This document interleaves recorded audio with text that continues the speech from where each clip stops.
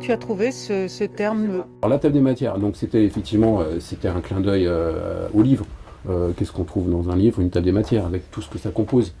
Les chapitres. Et ici, d'une certaine façon, en disant la table des matières, ça voulait dire café associatif, vente de livres. C'est une table autour de laquelle on peut se poser pour boire un café, manger un petit frichti, sur laquelle on peut travailler, discuter, se disputer.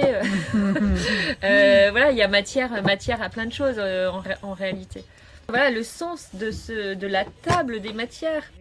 Attendez, ça c'est... C'est vous qui êtes passé tout à l'heure, c'est ça? Oui. Mais oui. Oui, mais alors, Figurez-vous ça que... c'est un cadeau, c'est mon mari mais il est mort. Voilà, il est du pays, il est d'ici. Jean-Claude de Bonvoisin, c'est votre... C'est mon mari. D'accord. Mais Très j'en ai bien, plein. côté auteur. Et donc un service civique ici, pour moi, c'est une bonne manière à la fois de travailler et d'apporter un petit peu de mes services pour la communauté, et pour le quartier et pour le monde de la culture. Alors là, on a le rayon littérature générale, d'accord, où c'est classé par ordre alphabétique. Ah oui, d'accord, oui. Voilà, et donc il vient de samedi, mais comme il a fait cette AVC, il est vraiment fragile. D'accord. J'essaye de faire connaître au maximum ce lieu qui n'est pas connu de tous et toutes encore, parce que c'est quand même dans une petite ruelle, dans un renfoncement, et donc c'est important de se faire connaître d'autres manières.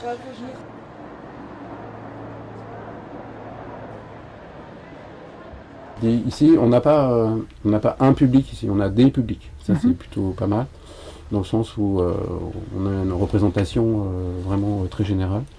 Ça va de la famille, des enfants, avec des célibataires, mais en classe sociale, on a des artistes, on a beaucoup de profs et beaucoup de psy aussi. Il y a beaucoup de cabinets psy dans le coin.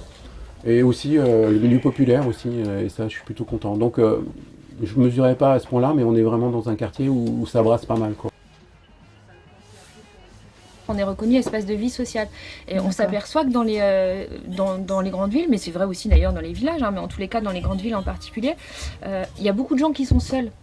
En fait, et d'avoir un lieu qui soit ouvert où on puisse aller sans forcément avoir besoin de consommer, juste parfois échanger 2 mots, 3 mots, et ben pour beaucoup de gens c'est énorme quoi, parce qu'il y a beaucoup de gens qui sont très seuls, qui discutent avec personne la journée, et du coup de pouvoir venir un petit instant, juste dire bonjour, au revoir, prendre un café, acheter un bouquin, et ben c'est important quoi. Ça va, bonne année, meilleurs vœux. Tous mes vœux. Bon café aussi. Oui, merci. Excuse-moi, je suis en ligne. Qu'est-ce que tu vois au quotidien comme acte de solidarité? Par exemple, on a Ismaël ici qui a plutôt une fonction d'agent d'accueil, mais axé sur le bricolage, tout ça. Et on voit bien qu'à force de connaître les gens expriment des petites réparations, tout ça. Et on dépanne beaucoup de gens sur plein de petits services. Mais ça, je dirais, c'est annexe, ça fait partie, mais c'est annexe. Mais ça fait partie aussi de ce qu'on appelle la vie de quartier. Je venais en bénévole, je donnais des coups de main comme ça, et puis il y avait un besoin, alors ça s'est fait comme ça. Ouais. Là, c'est ce que j'ai fait de mieux.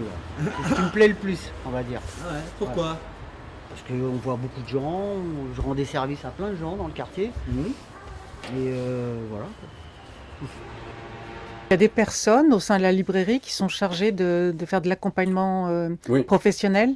Oui, alors ce sont des gens qui ont un parcours, je dirais, social, psy, un peu généraliste. Il y en a qui ont eu un parcours aussi, qui ont travaillé dans le culturel, donc, et dans le livre aussi.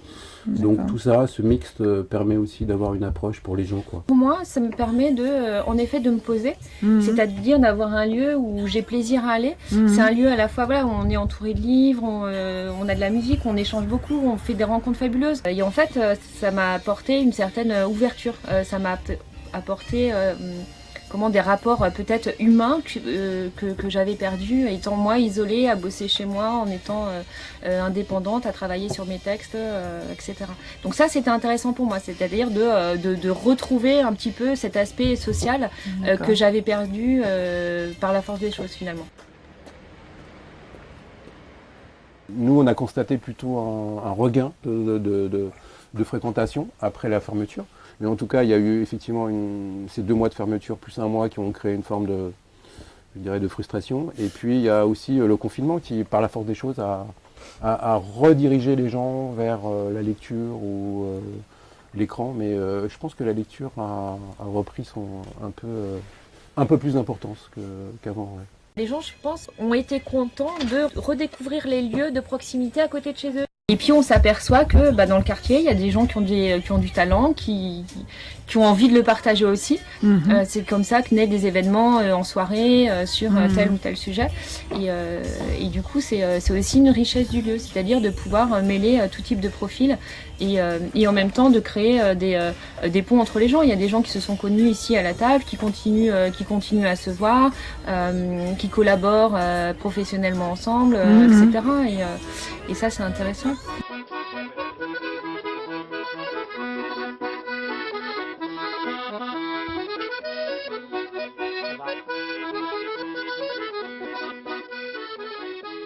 Il existe aujourd'hui donc les ateliers de théâtre, les ateliers sophrologie, club de lecture. Alors club de lecture, c'était très étonnant parce que j'y croyais pas trop. Et puis ça a commencé avec quelques personnes. Donc l'idée c'est de se réunir une fois par mois ici et de parler de livres qu'on choisit. Et donc ils ont commencé, je devais être un petit noyau de 5-6 personnes. Et puis aujourd'hui c'est une quinzaine. Et j'ai de plus en plus de questions et de demandes sur ça. Et donc c'est plutôt une bonne surprise. Vous êtes le premier Ouais, à avoir franchi la porte de cette ressourcerie. tout à fait. Et pourquoi vous êtes rentré alors? Parce qu'il faisait froid dehors, il y avait de la lumière. Puis il y a toujours des gâteaux, des choses qu'on nous offre. Café. Rapport qualité-prix, pour acheter, pour revendre, c'est incroyable. C'est la boutique la moins chère de Paris. Est-ce que le modèle de la table des matières, c'est un modèle qui existe déjà ailleurs? Alors pas à ma connaissance, le parti pris du livre et du produit culturel d'occasion, c'est fait uniquement par nous en France. Parce qu'on a plutôt des modèles généralistes aujourd'hui qui sont axés sur le vêtement, la vaisselle, les bibelots, etc. etc. Voilà. Voilà. Avec tout ce que ça comporte de difficultés par rapport aujourd'hui au marché du livre et à l'intérêt de la lecture. La culture n'est pas une marchandise comme une autre en fait. Pour pouvoir conseiller les gens qui viennent, il faut connaître les livres et puis il faut aussi aimer les livres. Les livres et la culture en général, que ce soit un livre, un film, parfois une musique, sont tellement importants. Ça peut sauver des vies même parfois. Je veux dire, on trouve des réponses dans les livres, on s'amuse parfois en lisant des livres. Enfin, on a des émotions quoi. Et on se sent vivant et c'est important.